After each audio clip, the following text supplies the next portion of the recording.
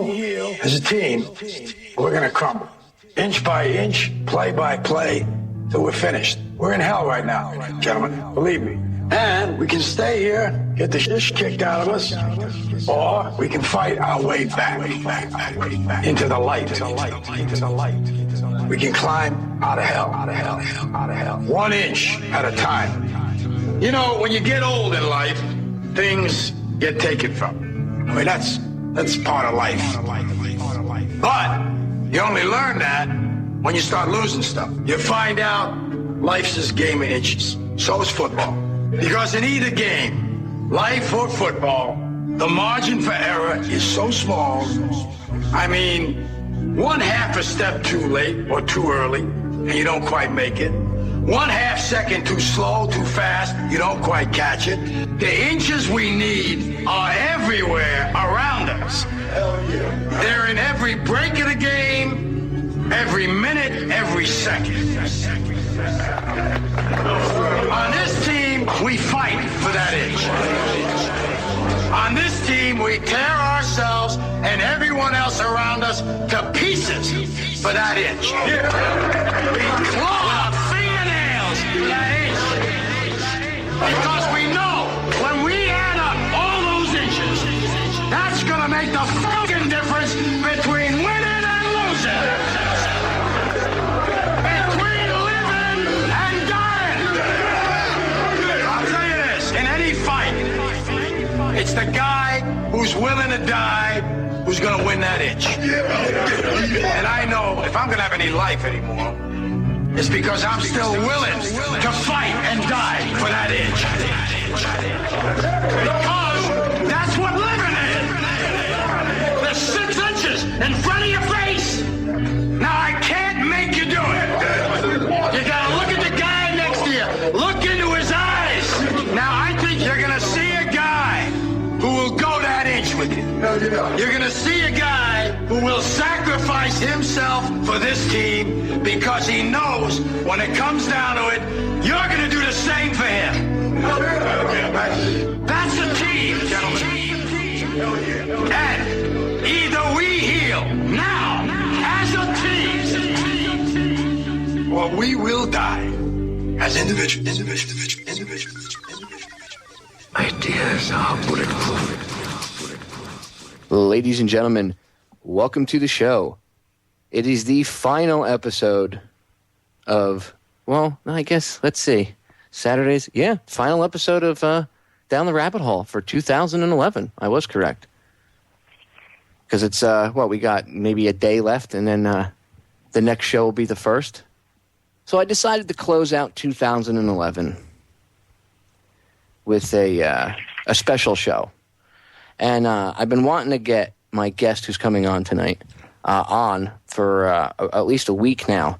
But as most of the listeners know, I've been super busy moving my studio, so things have been a little hectic. But now that I've gotten settled in, she's been kind enough to, at the last minute, come on, because I wanted to make sure that this show was somewhat important. I didn't want to have it be like a relaxed show. I mean, the atmosphere is already relaxed here, but I didn't want it to be something, just chilling out. I wanted the final show of 2011 to be something of importance, and not many people are talking about Fukushima or radioactive fallout, or the radiation that's all over the planet now, in the atmosphere in general, and the health effects and stuff. So tonight I'm going to get into that, and it's important that we talk about it. Some people have talked about it. There's in some places in the alternative media, there's fear-mongering, and other places, just like anything else, it gets lost in the news cycle, and there's all this other news, because there is a ton of stuff going on. But tonight I'm going to dedicate as much time as it takes to get through this subject. So without wasting any more time, I want to bring on my guest, who I am just pleased to have on the show. And she's a wealth of information. And ladies and gentlemen, I promise you, the stuff that she's going to talk about tonight is true. And it's, why is it being left up to citizens to do this work when this is what the government should be doing? Anyway, let me introduce my guest. Okay. She's got a YouTube channel. She's on Facebook. Some of you know her as RadChick. Her name is Christina Consolo, and I'd like to welcome her to the show. Christina, how are you tonight? Good, Popeye. Thanks for having me on. Thank you for coming on, and, thank you for what you do and in getting the truth out there. I know you have to pay a heavy price for it, so I myself thank you for what you do. I really appreciate it. I know others around the world, especially in the country, appreciate it. Let's get into it. Exactly how did you start to study Fukushima and the fallout? Like, how did you get into it and into the research how did you discover everything? How did you get into it like you are? What drove you, I guess, and then what have you found since you started? Well, I've always had an interest in nuclear energy, and I have friends that work at Fermi too, that I actually helped them pass their security clearance. One gentleman in particular, who's a physicist there now, I had to interview an hour over the phone with Fermi 2 security before they would hire him. And this is about 15 years ago. But I have family members that have always had an interest in it also. My father was heavily involved in politics in Canada, and a big part of that was the the environmental safety of nuke plants and how safe they were in comparison to coal burning facilities. And I got interested in Fukushima because I have 4 daughters. And just knowing what I know about those reactors and knowing that they contain the power of the sun, which is never meant to ever get outside of its containment, when the reactors exploded and the EPA started shutting down the graphs and stopped testing for radionuclides even after they had discovered it in food, dairy, soil, and rain, I knew something was up. And it's something that's just snowballed in a way that I could have never imagined. And the more that I learn, I had originally thought maybe on down the road this might affect my daughter's fertility, and I always raised them, thinking that they were going to have kids of their own one day. And I think now at this point that we'll be lucky if that's the only problems that they develop from this. And the timeline keeps getting shorter and shorter for when the sickness is going to start to hit. And there's evidence that it's already hitting here big time. But we have some real problems, some real hurdles with the mainstream media covering this up. And a lot of it is under the direction of the Obama administration. They're protecting the nuke industry, and there's all kinds of theories about why that's being done because of the military and industrial complex and other things. But at this point, it's got to be something that's undertaken by citizens to protect ourselves and protect each other, and just quit stressing out over why the government isn't getting involved and trying to warn people, because the mitigation for exposure to radiation is actually pretty easy and cheap. And there's a lot of things that people could be doing to minimize their exposure, and especially their children's exposure. But if you don't know that there's a problem, then you can't really begin to take steps on how to deal with it. And even some members of my own extended family have said, I know that you're smart and I know that you know your stuff, but I just don't understand why this isn't in the news if everything that you're saying is true. So it's a very big hurdle to try to get over. And because they don't understand they don't understand why it would be hidden from them. They can't understand the level of evil of, they would never do that. It's because they probably don't understand what's really going on behind the scenes, as many people don't. Mm-hmm. And I'm not sure that I even understand it in myself. My biggest focus now is just trying to spread the word as much as possible and as quickly as possible, because this is going on almost 10 months now of us being exposed to this stuff. And even if you're only being exposed to it in minuscule amounts, when it's coming at you through air, food and water, 24/7, these things build up in your body, and we don't even have tables to calculate the kind of exposure that people are getting. There's converters online that you can use to get a rough idea, but every time I plug the numbers into that, I keep coming up with people getting lethal exposures between 2 weeks and 2 months, depending on what part of the country they live in, depending on what the air graphs are reading at that time, depending on their food source and how much dairy they did get a lot of lethal doses of radiation in certain parts of this country. The West Coast got hit hard. Christina, I'm going to cut you off there because we're going to get cut off by the break. Ladies and gentlemen, stay tuned. We'll be back in 3 minutes. 3 minutes. Ladies and gentlemen, we are back. I'm talking to RadChick, a.k.a. Christina Consolo, one of the only places that you'll find real numbers on radiation and what's going on the internet. You can check her out on YouTube and Facebook under RadChick. Before we went to break, Christine was getting into the fact that when you look at certain parts of the country and you start plugging in numbers and doing math, she's coming up with, lethal doses of radiation for certain sections depending on where they live. Christina, I'm sure a lot of the listeners want to know what parts of the country seem to have the highest, according to the calculations and everything, scientific method and just measuring. What states, what parts of the country seem to have the highest levels of deadly radiation? Well, in the United States, the largest deposition of hot particles occurred all over the country, actually. They found plutonium as far away as Boston that they determined was from Fukushima, but the largest deposition was in the Pacific Northwest, Washington, Oregon, the northern part of California, Idaho, Utah, and then up into British Columbia got hit really bad too. And partly the reason for that is because of the location of the jet stream. At that time, we have a jet stream in our atmosphere because of the rotation of the Earth, and we have one that goes around the Arctic areas, and then we have one that cuts through, and it varies.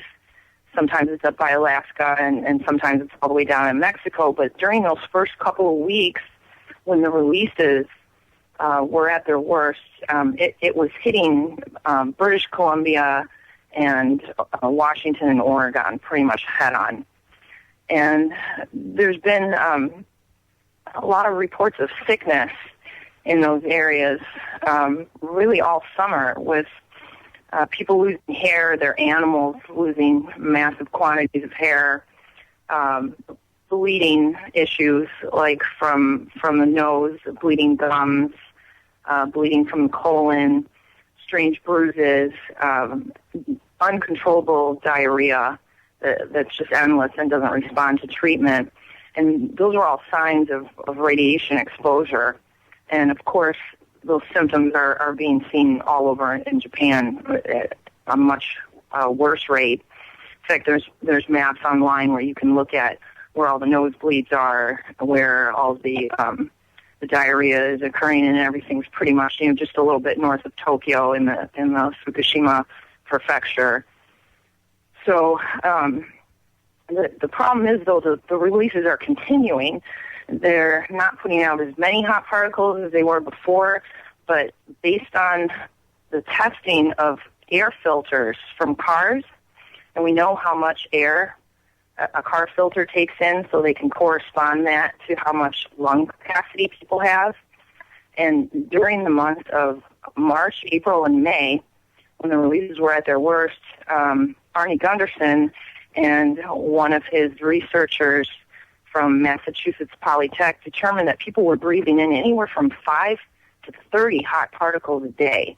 And you only need to breathe in one of those to get lung cancer. And this was something else that Helen Caldicott, who is a former pediatric researcher and educator at Harvard, has said that based on what she's seen with the car filter test, she thinks that within 2 years, we're going to have an explosion of lung cancer in this country from Fukushima. And mortality rates that came out from the CDC in September already showed that about 14,000 people have died, a lot of them infants under 12 months, that can be attributed to the Fukushima disaster. And that's just in the first 14 weeks since the reactors exploded. And we've got more data that'll be coming out from the end of the cycle at December 31st. So we'll be able to see how, those stats have changed. But, this research was just published about 2 weeks ago, and hardly anyone picked it up on mainstream. In fact, the story that they were running, and I did a search to see how many headlines worldwide ran cold shutdown achieved, and there were 910 newspapers, including New York Times, Wall Street Journal, CNN, BBC, Japan Times, that all said that cold shutdown had been achieved. And what they were basing that on is TEPCO saying that the temperature in the pressure vessels that usually contain the nuclear fuel were stable. But we know, if you look back through the documents that have been released from TEPCO before, that fuel left those containers a long time ago, and half of those gauges don't even work. So it was very misleading for them to run that headline. And some of the stories, if you read into the articles more, it stated opposing opinions, how it's an impossibility for there to even be a cold shutdown based on the status of those reactors. And that was coming from nuclear experts all over. But, if you just looked at the headline or caught it when you came home from work that day, it would give you the illusion that everything's okay over there. So people put it out of their mind. And unless you're really paying attention to this full time... There's Japanese people dropping dead left and right. Yeah, heart attacks are starting to occur. Chris Busby had said back in August there were reports of children dying of heart attacks, and 30 and 40-year-olds that are otherwise healthy. Another thing that's exploding over in Japan is leukemia rates.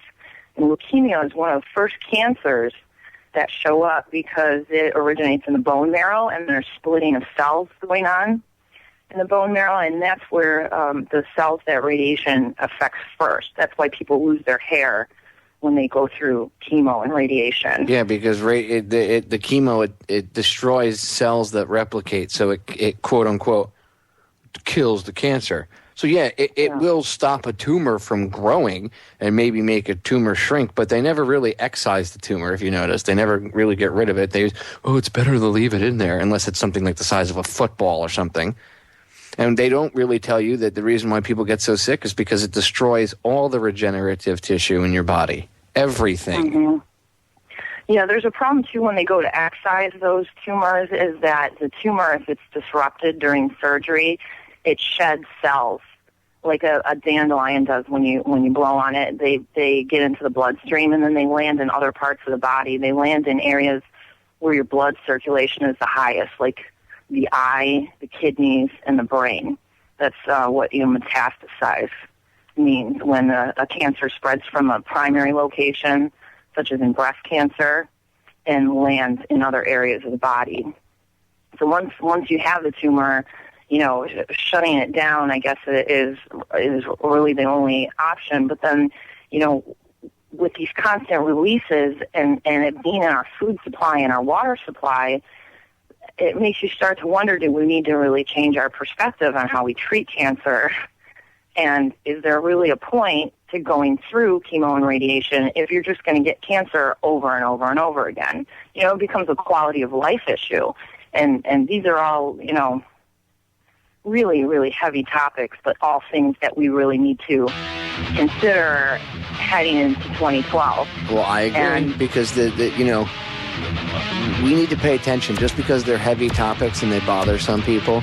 And yes, I agree. There's a lot of, heavy stuff out there, and sometimes you need a day off, just to, a couple hours off to clear your head. But this is stuff that you need to pay attention to because it affects you on multiple levels. You, your children, the food you eat, the water you drink, everything. Ladies and gentlemen, we're going to break. We'll be back in a few minutes. Stay tuned. During the break, Christina and I were discussing the just drastic amount of information about the radiation exposure, and not only from Fukushima, but from other sources. And we were discussing my interview with Judith and talking about how they gave people cancer kind of mimics chemotherapy. So we're going to bounce around a little bit tonight, but the whole topic obviously tonight is radiation exposure, and one of the biggest parts is Fukushima. But while we wwere talking, she brought up a good point that without giving too much doom and gloom, because there is a lot of doom and gloom, we should give a little hope too throughout the process and along the way. So, Christina, what kind of solutions can we give people? Like, how can people mitigate the amount of radiation they're being exposed to? How can they at least? Obviously, you can't get up in the sky and blow it away, but how can you at least mitigate what you, your family, your dog, your kids, whatever, are going to get exposed to? Well, the biggest way that radiation gets into the body is through the water supply and through dairy products. And part of the reason with the dairy is because of bioaccumulation and biomagnification. The radiation actually gets stronger as it moves up the food chain. So it's actually a really good idea to not or limit your dairy products right now until we get a better handle on exactly how bad the levels are. We went from drinking a gallon of milk a day in my house to a gallon a week, and now we pretty much don't drink milk at all. We use like soy milk, coconut milk, almond milk, things like that instead, and we don't eat meat really ever. It's safer to eat plants because there's less concentration in it. And, the areas in the Pacific Northwest and in California where a lot of this radiation is continuing to rain out, that's all pasture where the cows feed. And they tested all the way back in June and manure from like topsoil companies that the cow manure was already radioactive back then because the cows are eating the grass where this stuff is landing and it gets into them and gets into the meat. So that's really the two biggest ways. If you can make those changes, you're already doing a lot. With the water, at the very least, you should be using an activated carbon filter either on your sink, like they have, and I don't promote any brands or getting any kind of money for promoting brands, but the only two I really know of are like WaterPick and Brita, that either makes an attachment that hooks onto your sink at home, or you can get a filter where you put your water in, or even better is to buy your water at the grocery store from one of these machines. They have them usually where the returnables are, and it's a system called reverse osmosis, and it goes through a series of filters, and that is the best way at cleaning the water. And that water is really cheap. If you keep bringing the containers back and refilling them, it's like in my area, it's like 39 cents a gallon. Yeah, that's where I get my water from. I get I do the same thing. I do reverse osmosis because it's a series of filters. But I was actually going to ask you that. Like, could, through charcoal filtering and whatever other special types of filters, is it possible to remove radiation from water? Because I know it's not really the water that gets irradiated, it's the particles floating around in the water that are irradiated. So I guess the theory is if you remove the particles of water, or excuse me, the radioactive particles from the water, it is no longer radioactive, correct? Like there wouldn't be any after effect, I'm assuming, I guess? Right. But those filters, though, that remove it, or the activated carbon, as soon as those particles bind to it, it negates that section of the carbon. So you have to replace those cartridges frequently. And like my Brita pitcher that I have at home, it recommends changing the cartridge every 2 months. They're not cheap. They're like, I don't know, $10 a cartridge. And you can refill them yourself, too, if you just buy activated carbon and, like, screw out the top so you can refill it more often. But I'd rather just use the reverse osmosis just to make sure we're getting the cleanest water possible. and using that water not only for drinking, but for making coffee, for cooking, like boiling pasta, and brushing your teeth, rinsing your mouth out. It's helpful to use water for that also, that isn't containing radiation. I agree. You want to make sure you clean it out as best you can. I wasn't actually sure. I kind of knew how the science worked, but I wasn't sure if I was correct in how it removes it. But I guess that's good that there is a possibility of removing it from the water. Now the question is, why aren't they worried? Why aren't they trying to remove it from the water? What about all the radioactive particles that were spilled into the sea? That stuff's just floating around out there, and I'm sure it's getting spread out with every day. Or all the debris that's washing up on the West Coast now. And all these quote-unquote treasure-hunting morons are all running around taking photos with buoys and stuff and people's sandals and stuff. Do they not realize that, A, that's really tasteless, B, bad karma, and C, half that stuff's probably coated in radiation from being in all that seawater and floating around out there with all the radioactive seawater and everything else. So, there's got to be radioactive particles on that. Don't these idiots have any idea that they're going to glow in the dark soon because of, running around and jumping on this stuff? Yeah, it's, again, because it's not being talked about that much in the mainstream media. There is kind of like a circus atmosphere going on, and it's very unfortunate because a lot of that stuff that's coming over here, belonged to the Japanese people, and they had such significant loss of life.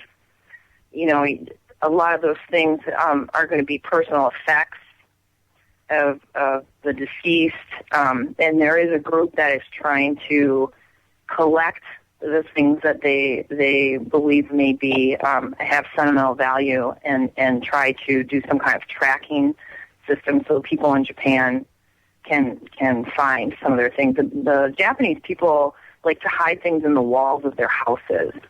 It's kind of a strange custom that they have, and there were 220,000 buildings that were destroyed by the tsunami and are now part of this debris field. So there's going to be a lot of personal effects associated with that. And I do know that oceanographers have been warning that all the police departments along the Pacific West Coast of Canada and the United States should be getting Geiger counters, because they are urging that people call the police when they find this stuff so it can be tested, because if it's radioactive, it's going to need to be disposed of in a radioactive dump site, and that's going to be a dump site that's lined with concrete that's not going to further contaminate our water supply. And then the beaches where this stuff is landing, that sand is going to be contaminated also. And there's a way to decontaminate it. In fact, the military uses and has used baking soda to decontaminate test areas where they've done nuclear tests in the past. It's very effective at neutralizing the particles. But, I mean, it's such a huge undertaking. And that debris field, I mean, I've heard anywhere from it being the size of California to the size of 2 Texases. And, it started to hit in Torino and in Vancouver a couple of weeks ago. And I put out a video about that, and people were just completely clueless that this was even coming. They had forecasted the debris field wouldn't be here for another year. But for whatever reason, it's coming a lot sooner. And there's a possibility that there could be human remains in that debris field also. That's been theorized. So, I wouldn't even say it's a possibility. I would say it's a probability that there's going to be human remains inside of there. If they're finding people's shoes, you got to figure some of those shoes, I'm sure some of them were in houses, but some of them were probably attached to feet at one point. Mm-hmm. Yeah, that kind of remains to be seen how that's going to work out. But there is no task force or anything. Unless the bodies are inside the wreckage itself, they'll get eaten by whatever, fish and sharks and anything else that's floating in between there and here. But I'm sure they might find a foot or an arm or a head or a torso or something, wedged in between some of the crushed debris. And like you said, there's no one that's even thought about it, let alone put together some sort of task force or anything to deal with it. Not that task forces, I'm doing air quotes, not that crap usually works, but again, there's nobody that's sitting down, not even the local fire chief is sitting down trying to figure out, well, we're going to have this crap on our shore. And that's stuff that these guys need to be worried about, plus getting Geiger counters, and then, like we used to say in the fire, when I was a fireman, you get binoculars. If you roll up and everything is glowing green. So if you live on the West Coast, ladies and gentlemen, I don't suggest you freak out, but I do suggest you start to look up ways to mitigate your exposure to radiation, because your government is not going to tell you. If you're listening and you're in Canada, which I have many Canadian listeners, and you know anybody on the West Coast of Canada, Canada turned the radiation detectors off. They just didn't. They just turned them off. They didn't even bother. And our government's not any better. I'm not saying that the United States government has done a better job of being forthcoming with anything. And a chatter in the chat room, I think it was Zori, brought up a good point.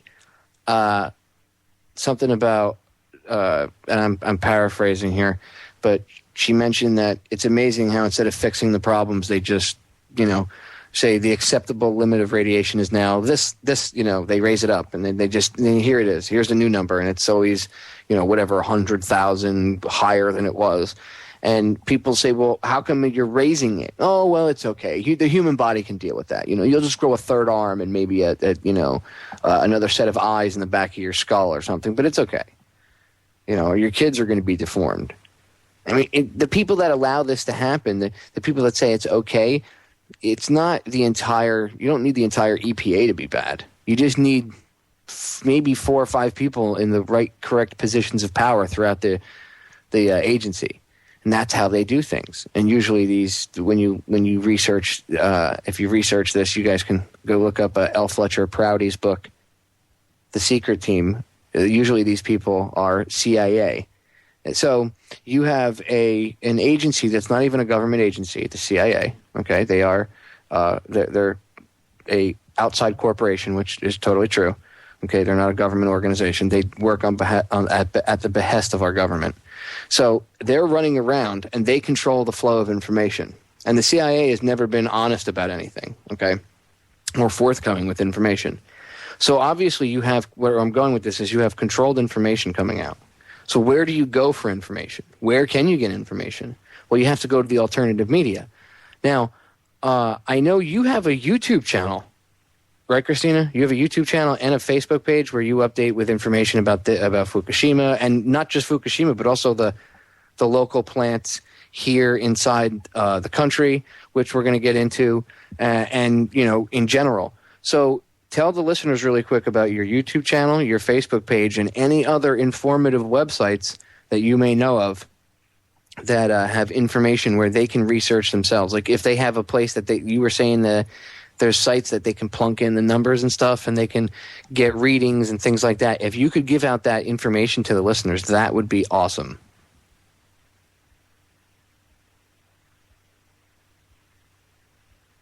Uh-oh. Christine, I think you're muted. You did that or we lost her. Let me double check the line and make sure she's still with us here. Christina, can you? I'm here. Oh, there Sorry. you go. That's okay. Go ahead and give out the websites and stuff and the YouTube channel and all that. My YouTube channel name is iChicaX4, and especially for your Canadian listeners, I put out a video a few days ago. You can search for the title. It's called Queen is Killing Canadians, and it's a must-see if you want to know why Canada is covering up these numbers. It gets into the crown land that's owned by the Queen of England and the mineral rights to those lands, and the fact that Canada is actually the world's leading exporter of uranium. And, if attention gets drawn to this radiation problem, it's going to draw attention to what's going on in Canada. There's mining operations all over the place, and the stuff that's coming out of the ground is actually of such poor quality that they've gone to reprocessing old fuel to run in reactors and mixing it with plutonium, creating something called MOX fuel, which is extremely hard to cool. And in fact, I have seen information from a Finnish scientist named Arto Lori, who has stated, although it's not verifiable, but it does make sense when you look at the big picture, that this MOX fuel is running in about 75% of the reactors in Japan. And Fukushima isn't the only one that's having problems. There's about 20 other reactors, and I can read you the entire list. Some of them even aren't publicly acknowledged because they're if you have the list readily available, we got a few minutes. Go ahead, read them off. Okay. Well, some people are aware that there is a second plant called Fukushima 2 or Fukushima Daiani as opposed to Daiichi. That is just a little bit south of the Fukushima plant that we're talking about. And there's actually two parts to that plant. It's not 4 reactors at that location. It's 8. It's Fukushima Daiani 1 and 2. And it's referred to all the time as Fukushima Part 2 or Fukushima 2, and that's not correct because there's actually 3 plants part of that system. Onagawa, which had 4,800 tons of spent fuel waste. Hiroma, Soma, Tomari, Higashidori, Rokasho, which is a uranium processing plant that you're not going to see listed anywhere. Mamie Odaka, Takai GCR, which is another research facility that's secret, and Hamako. And there's about 20 reactors in all of those plants, and we do know that one of the reactors at Daiani melted down too right after the earthquake, because we've had the stats on it. We have the pressure vessel readings that were measured after the earthquake, and their cooling pumps went out too. We don't know what the status is of any of these places. It's not being reported. All of the attention that is being given is being focused on the Fukushima plant. But there's a ton of other plants there that could be having problems too. But this MOX fuel, this really unstable fuel, came from some decommissioned plants in Russia. And even though it was unstable and it didn't meet the IAEA standards for use in a reactor, the IAEA allowed it to be used. They actually changed their guidelines, and the woman who made that decision has since been fired. I don't have her name in front of me. But we've got reactors all over this country, too, that have had problems with their cooling systems. It could be because they're running some of this MOX fuel that was sold at a discount worldwide. And the other problem is the plants that we have here, and we have 100 of them, are really old. They're 40, 45 years old. There's 10,000 parts, 10,000 components to each nuclear reactor. And when the seals go, the water pumps don't work, the fuel can't be cooled, it rapidly goes into meltdown. And, another even bigger risk is that we have 23 plants in the United States that are the same design as the Fukushima reactors, where they have this enormously top-heavy reactor that even under normal operating conditions, they have to strap down the containment because it wants to rise up because the reactor's so heavy. GE even said a long time ago that these plants need to be retrofitted. They're not safe. We have 23 of those plants running right now in the U.S. And all of them have their spent fuel stored on the 4th floor of the reactor. So if something happens, that fuel can get blown all over the place. And those pools where they put the spent fuel were never meant to be any type of permanent storage. They're only supposed to be temporary until it can be moved into a dry cask system. Yeah, just like someone's shed isn't supposed to be temporary storage for things, but usually ends up being someone's personal, you find stuff in there 20 years later. Oh, that's where I put this box. That's how that's literally how they store spent fuel rods. That's scary. You want the list of the 23 reactors real quick? Yeah, I got that too. We got a few minutes. Go ahead. Shoot them off. Browns Ferry in Decatur, Alabama. There's actually 3 plants there. Brunswick 1 and 2 in Southport, North Carolina. Clinton Nuclear Generating Station in Clinton, Illinois. Columbia in Richland, Washington. Cooper Nuclear Station in Nebraska City, which, as you know, has been flooded since May, and Obama declared a blackout on any news coming out of that plant. Dresden in Morris, Illinois. There's actually Dresden 2 and 3. Dwayne Arnold in Cedar Rapids, Iowa. Edwin Hatch in Baxley, Georgia. Enrico Fermi in Toledo, Ohio. Grand Gulf Nuclear in Vicksburg, Mississippi. Hope Creek in Hancock's Bridge, New Jersey. James Fitzpatrick in Oswego, New York. LaSalle County Nuclear Generating Station in Ottawa, Illinois. Limerick in Philadelphia. There's 2 plants there. Monticello in Minnesota. And there's a 9 Mile Point in New York. There's 2 of those. Oyster Creek in Toms River, New Jersey. Peach Bottom in Lancaster, Pennsylvania.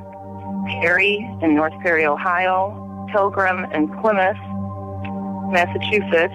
Quad Cities in Moline, Illinois. Riverbend in Baton Rouge.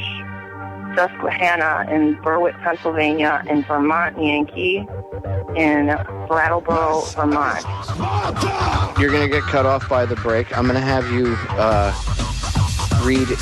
We can read the list over again, just in case some of it gets cut off by the bumper music. Ladies and gentlemen, stay tuned. We're going to the top of the hour break. When we get back, we're going to read the list of reactors again that are getting old, having problems. Ladies and gentlemen, we are back with hour number 2 of the final edition of Down the Rabbit Hole for 2011.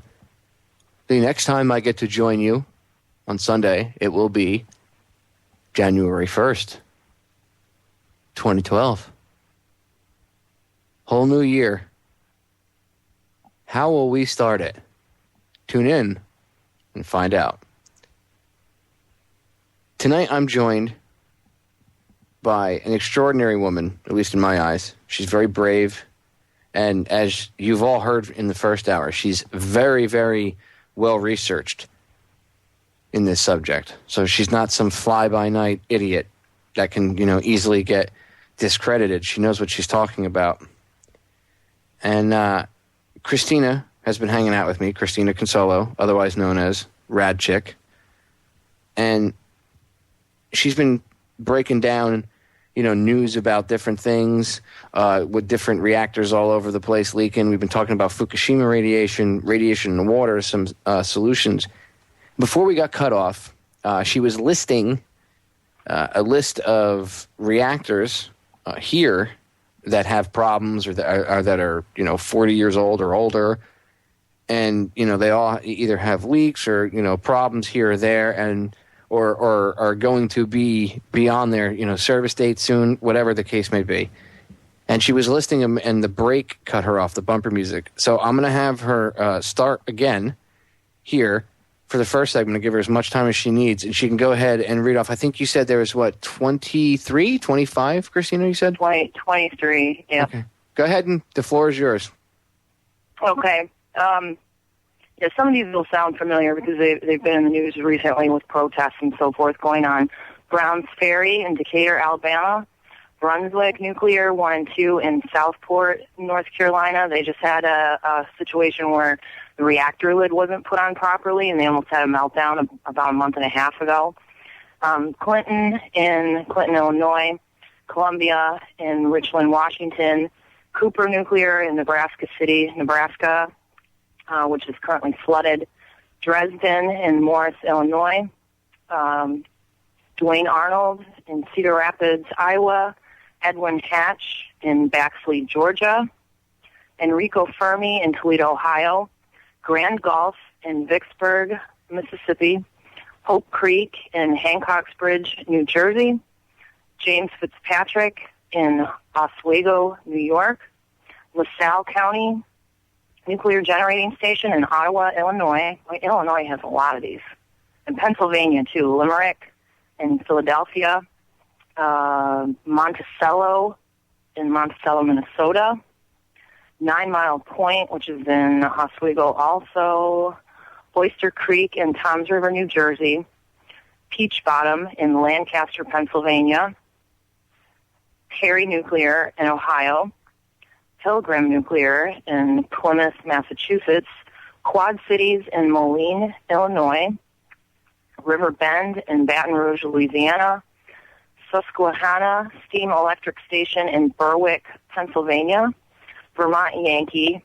They just had a couple big protests in Brattleboro, Vermont. And then we had a couple that were dismantled recently. La Crosse, I'm sorry, that one is dismantled. Let's see here. Tokai is one in Embarkey. Okay, and then the list goes to all the ones in Japan. And we've got a ton of these boiling water reactors in Japan, too. And these are really unstable reactors. They're old, and then they have this terrible spent fuel pool on the 4th floor, which is just completely insane.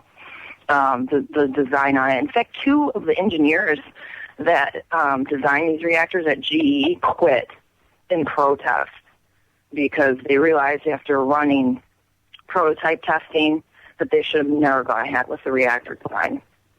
So, I mean, this is another problem that has gotten my attention from looking into this Fukushima thing. You start to see the pervasiveness of this nuclear problem, and if you look at something called a rain shadow, like in autism or in brain cancer in children, the numbers are extremely high around all of these plants because they continually vent to the atmosphere. And they dump radioactive water too on whatever water supply they're sitting on. These types of reactors, the cooling water comes in direct contact with the fuel rods. And I've got a list from Hanford. Hanford is a site in Washington State that's extremely contaminated, where we did all kinds of bomb making in the past. And the radionuclides that have been released from the air in Hanford include, and there's like 100 items on this list, but I'll just read a couple of them, and I'm sure they'll sound familiar. Iodine, ruthenium, cobalt-60, zirconium, cerium, cesium, strontium, tritium, strontium, barium. I mean, the list is just endless. And all of these things they mimic certain things inside the body. Like, for instance, strontium mimics calcium, so there's strontium uptake in the bones. In fact, if you have calcium in your body and strontium, your body will actually prefer the radioactive strontium towards the real calcium. And the same thing happens with iodine. It goes right to the thyroid. And the way you block that is by taking potassium iodide pills, which you really can't find anywhere. The pharmacies can't order them now because every manufacturer in the country is sold out. At least that's what CVS told me a couple weeks ago. There's a couple places online that have them. But, really for a long time, you don't want to be taking potassium iodide all the time, which we don't need to do because we never know when we're going to have iodine until after it's happened. And it gets detected by someone in the country. I would suggest having it on hand for an emergency, but I would also suggest increasing your regular iodine, your natural iodine intake through diet. Well, right. Go to Whole Foods and get it. You can get it in kelp and stuff like that, but you have to increase it. Otherwise, if you don't have it there naturally, when this radioactive crap comes in, it will fill the gap. Right.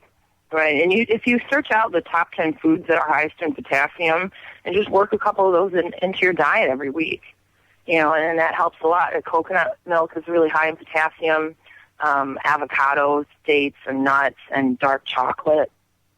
So, we pretty much are just on a full mitigation diet at this point over here because we've had some health issues and so forth, and I've definitely seen signs of mutations already in the plant life around here in July. And on my Facebook page, which is RadChick, Radiation Research and Mitigation, there's a link to it through Fukushima Facts, which you guys have been promoting. Yeah, it's FukushimaFacts.com is the site. Jules set it up specifically. Jules set it up, and she's got a feed going in there with forecasts a couple times a week of where the highest fallout potential is based on the weather patterns and rainfall and jet stream and so forth. So people can get an idea in the U.S., Canada, and Europe. I'm putting out these forecasts at least twice a week or more often if there's changes. So just so people can know, avoiding precipitation right now is a big one. And people that have Geiger counters are measuring just 3 days ago extremely high levels in Ontario snow. And I was out in that snow in the morning taking my dogs out, and I got a really bad ache in my shoulder. And one of the ways that you can find out if something is radioactive, when you go to pick it up, it'll make your hand ache. And you put it back down, and you wait a couple minutes, and the ache will go away. I had this ache in my shoulder, and I got stuck out in snow, and I messaged my friend in Ontario, and I said, whatever just went over me is going to be hitting you, and he's got a better Geiger counter than I do. It's going to be hitting you in about 12 hours. So, can you check and see what the levels were? And they were extremely high. And it was just a couple days ago. And that's that. I didn't know that until I had heard you tell me that earlier about the achiness. Mm-hmm. And I'm glad you said it, on air so the listeners could hear it, because that's interesting to know. Your body a lot of times is like a barometer, ladies and gentlemen. We should listen to it more often when it tells us no, instead of being idiots. We're going to break. We'll be right back. Stay tuned. Christina's going to drop some more info bombs on us. She's already floored me, ladies and gentlemen, so stay there. Ken in the chat room brings up a good point. He says, well, Miss Fox News says radiation is good for us. He's referring to Man Coulter, the Walking Dead zombie with blonde hair that Fox rolls out. They wake her up from her crypt, and she comes out, and she spews lies to you, and then they put her back in whenever, back in cold storage for whenever they need her. She said that all the, you heard that, right? When she was like, well, these Japanese people should be glad because now they won't get cancer. Like, really? Are you that stupid? Yeah, there's no amount of radiation is good for you. All of it is bad, and it's a very, very complicated subject, and I think sometimes that turns people off a little bit from it, but you don't even need to know, if it's uranium or it's plutonium or if it's gamma or beta or alpha. It's all bad, and everything that you can do to minimize it in your daily life is a good idea, because the only way we're going to know what the levels really are is if there is a full-scale soil survey done of the entire United States. That's the only way they're going to be able to tell them. They need very sophisticated equipment called a gamma spectrometer to analyze those soil samples. And you can get an idea with a Geiger counter, but you can't break it down by isotope. You can't break it down by concentration. You can see that it's there, but you don't really know how bad. But no amount is good for you. It all causes sickness. And there's one big breakthrough that came out of the Chernobyl disaster. It was that radiation is much more harmful to people's health than anyone ever realized or that we were ever told. And, 25 years later, we still have information that's trickling out of there. They've never done any kind of scientific study on the mutations in children, although you can go on YouTube and you can look at them.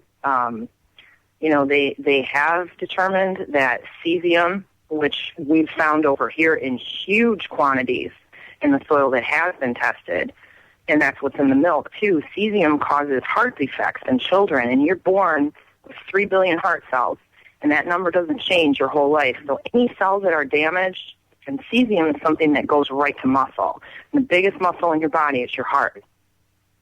Little kids are 10 to 100 times more susceptible to the effects because of their size and because their cells are dividing. And that's why the mortality rates are so high right now in babies under 12 months. Miscarriage rates are up. Maternal death rates are up. That's where the baby and the mother both die. Stillbirth is up. In some areas of the country, not only on the West Coast, but in Pennsylvania, where they've had the highest amount of radiation detected in their water supply, those rates are up 40+%.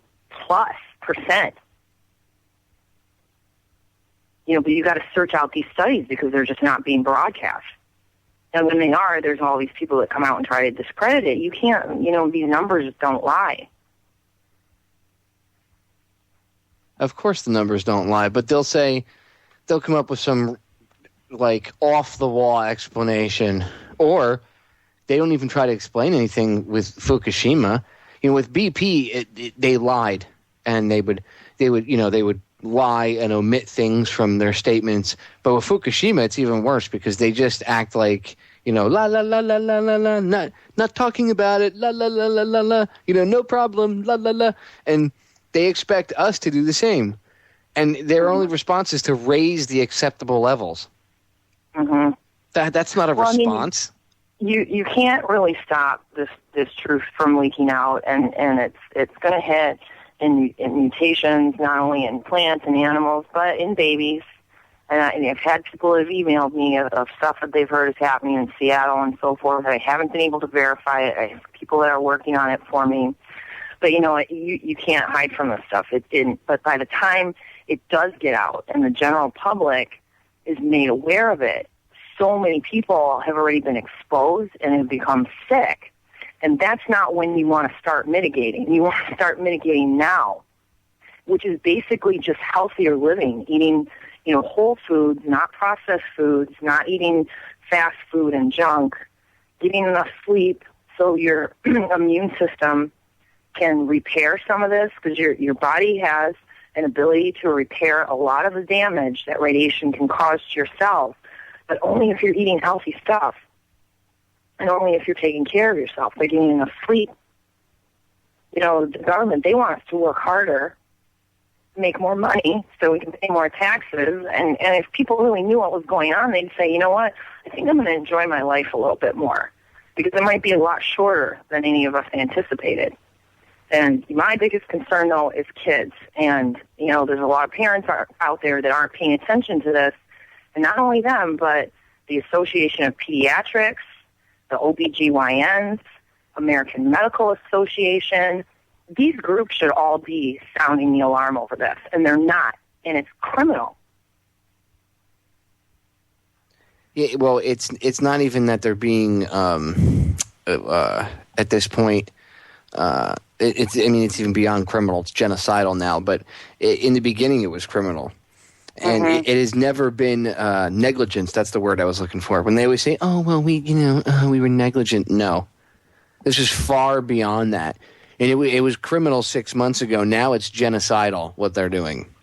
Yeah, and a lot of this exposure could be minimized through the school system when you consider how much time our kids spend at school, and they're walking to the bus in the rain. And they're going out for recess on wet ground, and they're running, in the spring, they're going to be running track. They're going to be, playing outside, running around when the air isn't safe. And they're drinking water out of water fountains that are coming directly out of the water supply with no filtration. Your kids are drinking radioactive water at school. Yeah, that's not good. And if they're running around on the field after a fresh rain or something, there could be radioactivity in the rainwater, all over the track, all over everything. They touch handles, whatever. People need to pay attention to what parts of the country. What really sucks is I live in Florida, but one of my favorite parts of the country, because I've driven all over the country, and one of my favorite parts of this country is the West, and not even if you're going to be in Cali, like Northwest Cali, up in the woods, and like Washington State, but even through like Colorado and Arizona and all throughout there, and that's some of like the hottest areas. Yeah. Like Washington State. I love Washington State. I would love to go and hang out in the Northwoods and chase Bigfoot, and run around and have a log cabin and everything up there. It would be awesome just to live out in the middle of nowhere. But I don't know what I want to do now, because it's like I don't want to go to Washington State because I know it's not safe.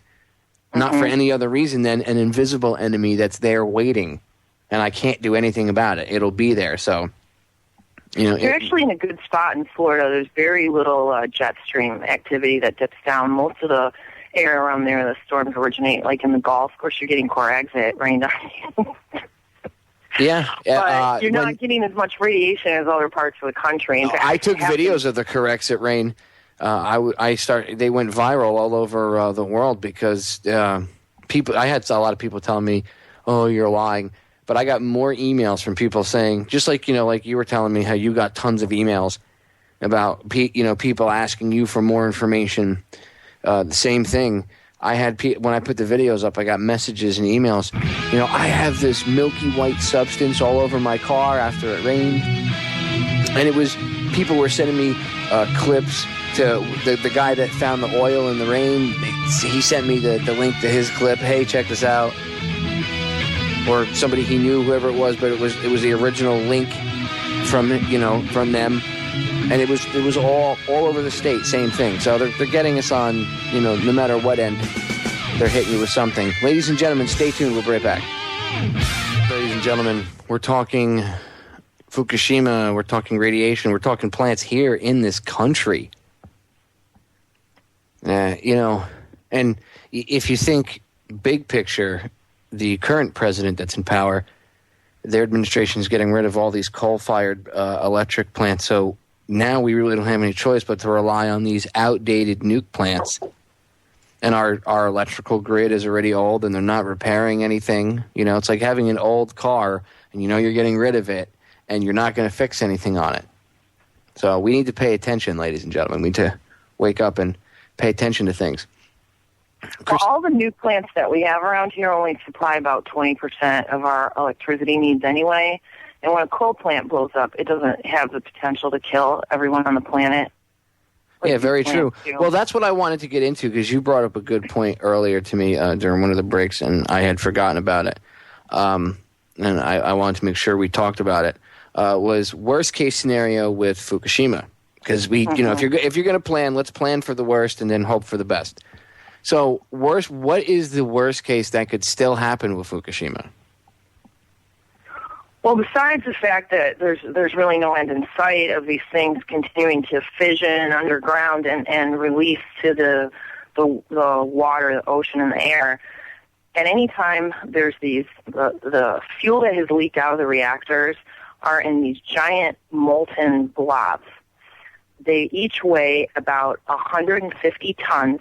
There's 3 of them, and they're somewhere under the plant, and it's been a huge debate about where exactly these are located. I'm sure our government knows because they could do ground-penetrating radar, they could use optical coherence tomography, the way they look for oil and natural gas, or they could even use HAARP, and they probably know where these things are. The researchers at Kyoto University estimate that, and they have access to the most data, that the blobs are about 40 feet under the plants at this point. And Fukushima sits on an aquifer that supplies Tokyo with all their drinking water. And if these corium blobs get down to that aquifer, there could be something called a hydrovolcanic explosion. And we've only had that happen one other time in history, and it happened at Krakatoa, which is a volcano where the molten lava hit a groundwater vein, and the whole volcano exploded. It was actually the loudest sound ever recorded. If this happens underneath the Fukushima plant, and even the architect that built Reactor 3 has said it's inevitable, that it could happen any day, it would send an enormous amount of nuclear material up into the air and all over the countryside. Tokyo would have to be evacuated immediately if there is even time to do that. But in about 3 days, it would hit our west coast. And depending on where the jet stream is, you wouldn't be able to go outside in the stuff. In fact, you'd have to shelter indoors for a period of 2 to 4 weeks. And that means, going to work, going to school. You'd have to have all your water supply, a gallon per person per day. And non-perishable food items and so forth, and you'd have to be down in the ground as low as possible. And this isn't something I'm making up. This was something the Civil Defense Department studied extensively back in the 60s when there was a danger of us being nuked by Russia.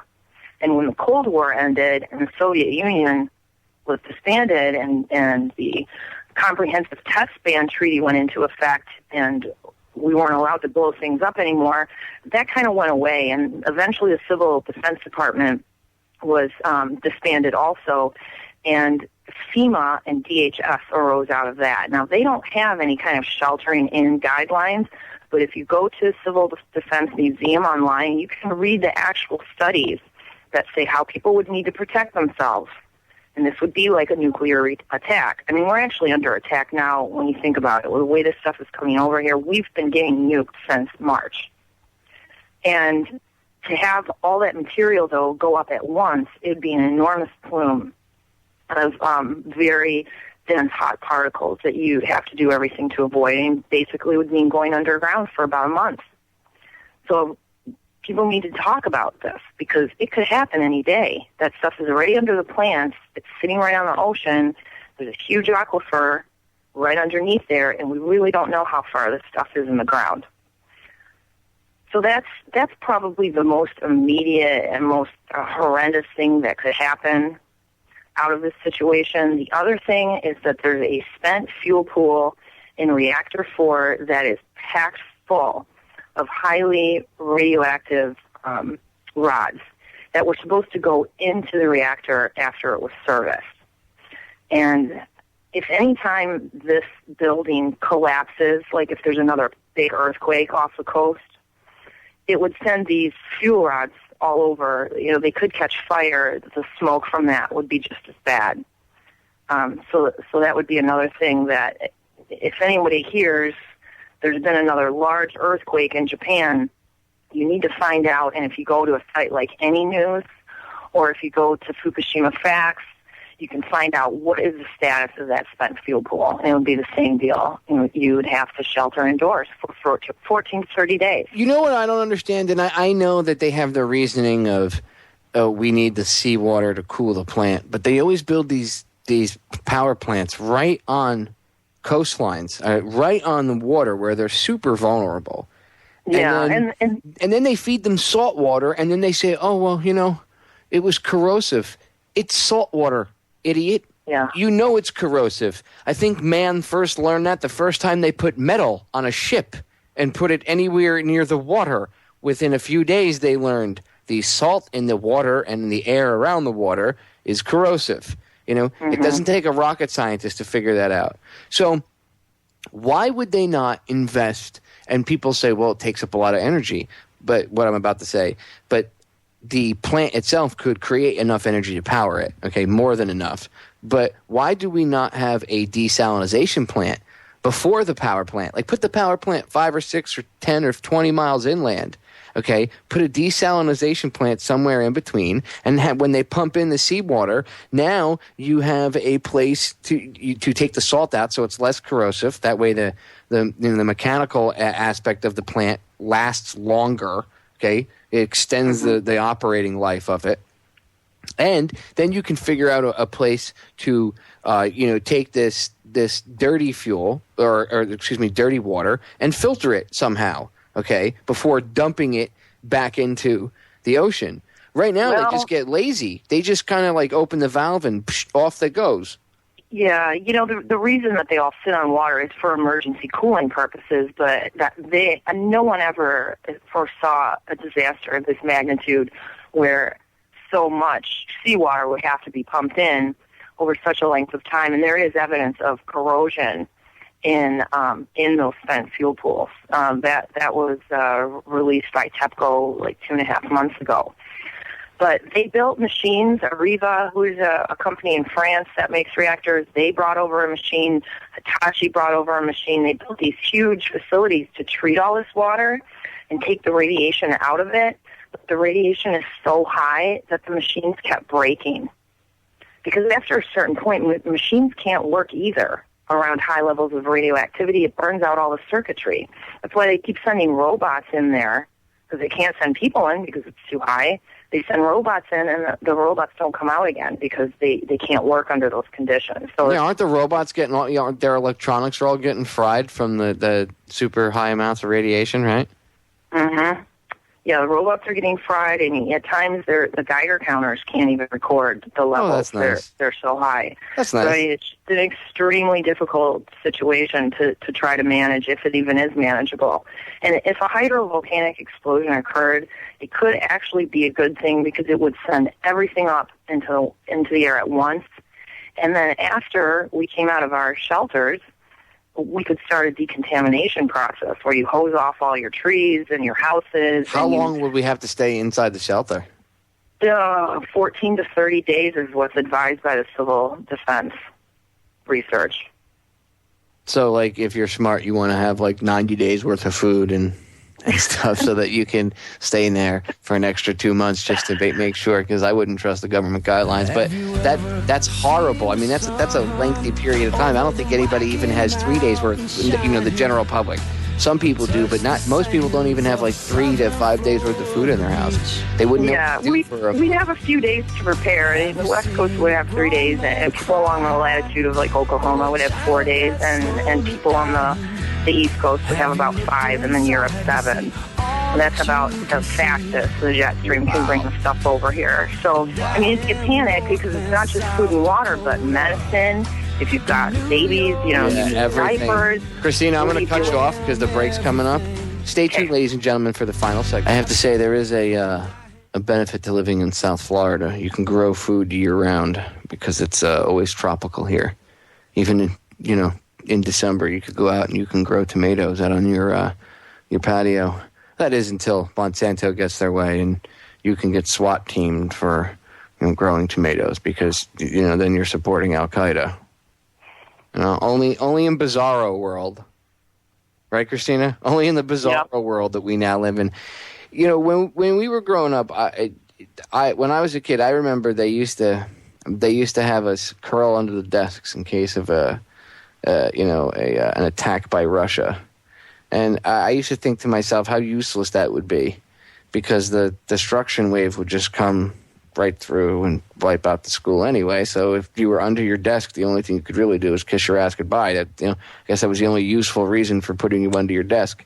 And that's the same kind of useless information that the government is giving out now with all this radiation. The government should be more proactive. They should be getting on top of it. They should, they shouldn't be sitting on their butts doing nothing or ignoring it or sticking their fingers in your ears.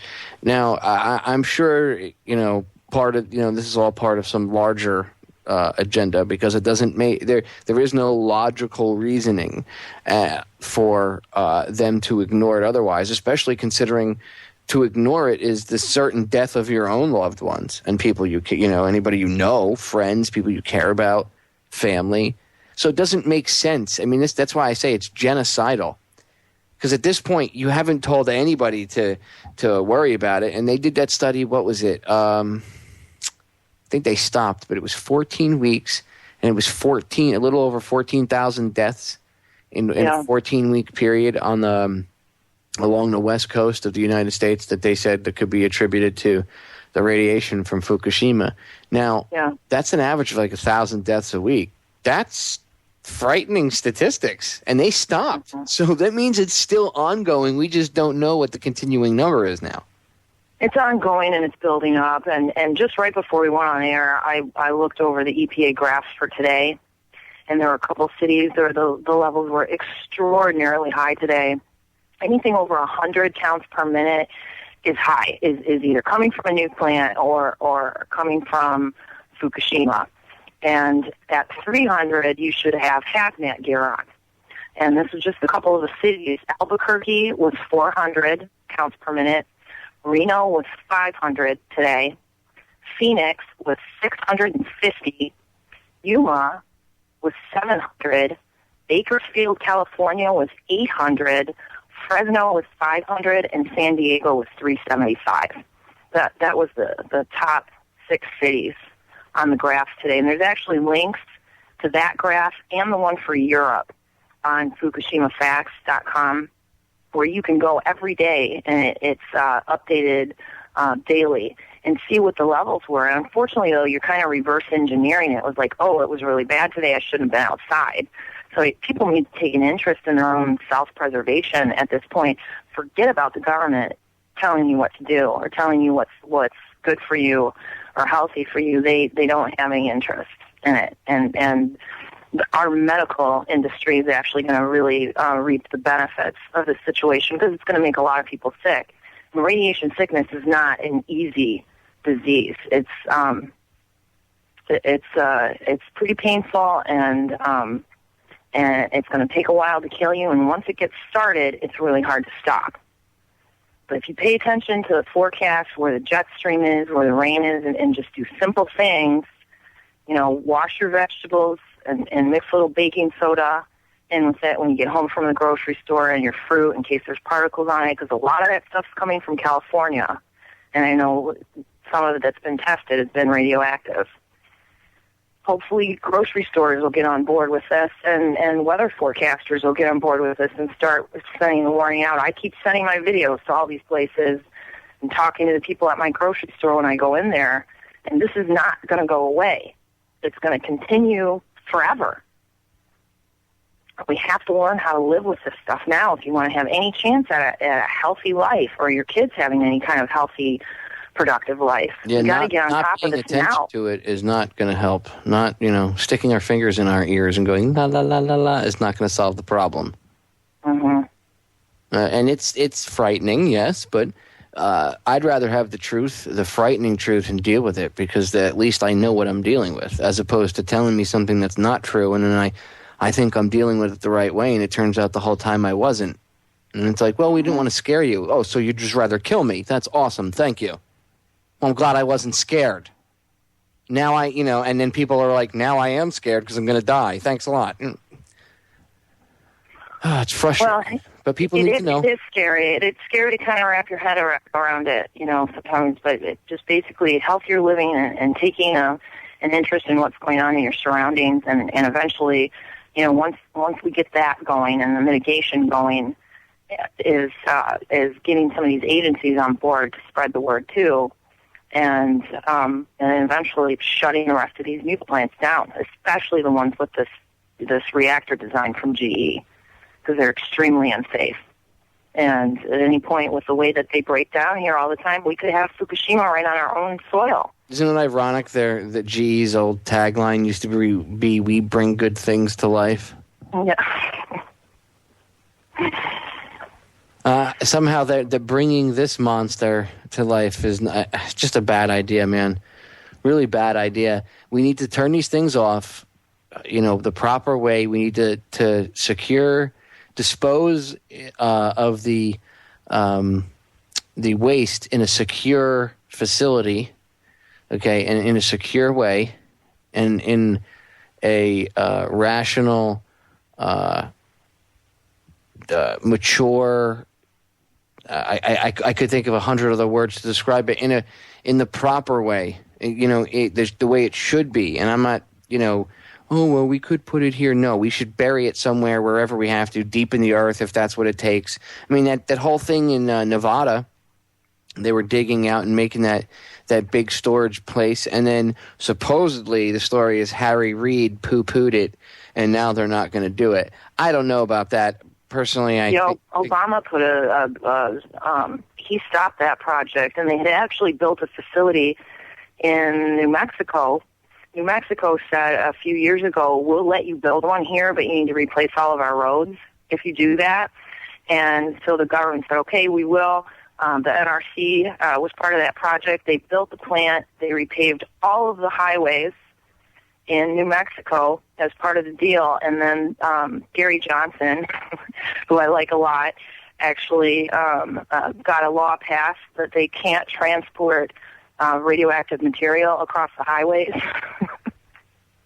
So that plant is sitting there, and basically it's only being used by the government for research purposes. Well, see, that's the thing.